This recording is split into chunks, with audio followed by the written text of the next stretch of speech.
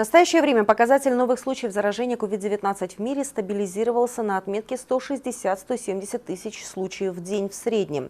Во многих странах Америки, Европы и Азии отмечается увеличение числа случаев инфицирования.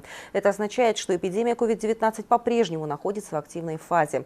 Об эпидситуации в мире расскажет Калия Душибаева.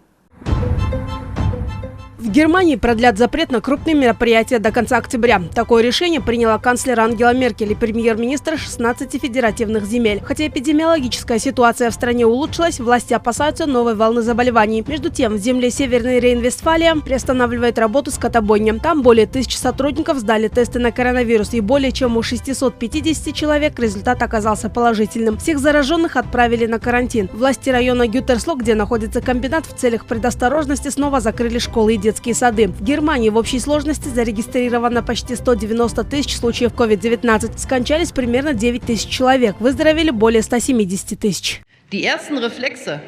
Пока нет доступных лекарств или вакцин, но придется жить в условиях пандемии, и эти основные меры помогут защитить друг друга.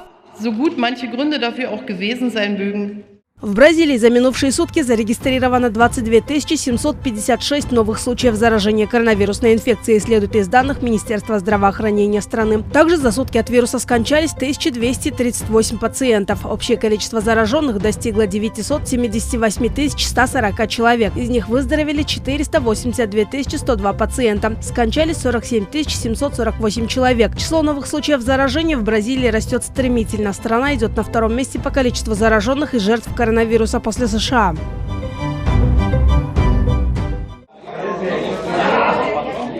Президент Гондураса Хуан Орландо Эрнандес попал в больницу с вирусной пневмонией. На этой неделе у него и его супруги выявили COVID-19. Представитель Министерства здравоохранения страны сказал, что главе государства оказывает медицинскую помощь в военном госпитале. В частности, ставят ему капельницы. В целом его состояние удовлетворительное. У супруги президента Анны Гарсии болезнь проходит бессимптомно. Также COVID-19 выявили у 2 помощников главы государства. Центральноамериканская страна ввела строгие карантинные меры. Там выявили 10 200 случаев коронавируса. Около 340 человек скончались.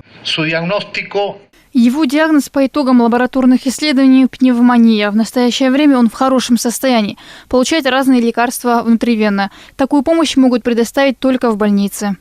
За минувшие сутки в Китае зарегистрировано 32 новых случая заражения коронавирусной инфекцией, сообщает Госкомитет по вопросам здравоохранения КНР. Также за сутки зафиксировано 5 бессимптомных носителей вируса. Из 32 новых случаев 28 локальные и 4 завозные. В целом общее количество зараженных в Китае достигло 83 325 человек. Вылечилось 78 398. Скончались 4 634 пациента. Под медицинским наблюдением находится 293 человека.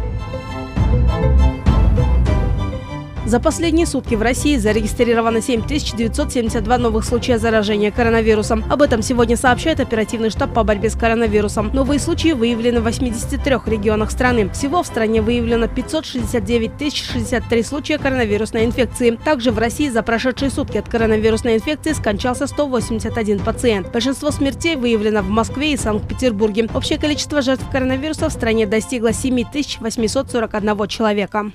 После 14 дней болезни ребенка не стало. В Москве от осложнений коронавируса погибла 2-летняя девочка. Как было установлено, еще в апреле вся семья переболела коронавирусом. Тогда у девочки поднялась температура под 40, но через 2 дня все прошло. А через 3 недели у малышки снова началась лихорадка. Температура подскочила до 39. Через 2 дня после появления симптомов Марусю Паршикову госпитализировали в Морозовскую больницу. Спустя 5 дней она умерла в реанимации. Анализ показал в крови антитела к коронавирусной инфекции. Как рассказали врачи, на вскрытии были обнаружены обширные поражения внутренних органов. У девочки был Кавасаки-подобный синдром, вызванный коронавирусом. По словам матери погибшего ребенка, медики признались ей, что раньше видели такие чудовищные повреждения только на поздних стадиях рака или при иммунодефиците. Мать девочки призвала всех родителей внимательно относиться к симптомам и как можно быстрее вызывать скорую помощь.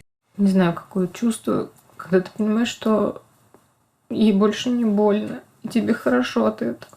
Ну как хорошо? Насколько может быть, потому что такие чудовищные испытания на долю ребенка — это невозможно. За прошедшие сутки в Казахстане выявлено 474 случая заражения COVID-19, сообщает сегодня оперативный штаб по борьбе с коронавирусом. Таким образом, на сегодняшний день всего в стране выявлен 16 451 зараженный коронавирусом. Также в стране зарегистрировано 778 бессимптомных носителей инфекции, не входящих в общую статистику. Это новый рекорд бессимптомных носителей. Их общее количество в стране на данный момент достигло 7609 человек. Кроме этого, за 24 часа в Казахстане от коронавирусной инфекции скончались еще 5 пациентов. Казахстан опережает другие страны Центральной Азии по количеству выявленных случаев и по летальным исходам. По состоянию на 31 мая там было зарегистрировано 40 случаев смерти пациентов с COVID-19. На сегодня число жертв коронавируса в стране достигло 105. А в Узбекистане за сутки выявили 125 зараженных COVID-19. Таким образом, по состоянию на сегодня количество зарегистрированных случаев коронавируса в стране составляет 5855 человек. В настоящее время выздоровели 4199 человек, инфицированных коронавирусом. 1637 пациентов проходят лечение. 12 из них находятся в тяжелом состоянии. В Таджикистане за сутки зарегистрированы 58 новых случаев заражения коронавирусом. Об этом сообщает единый национальный портал по ситуации с коронавирусом. Всего с начала пандемии в стране коронавирус выявлен у 5279 человек. Из них вылечились 3762 пациента, скончался 51 человек. Алия Душибаева, Бекзат Машрапов, ЛТР, Бишкек.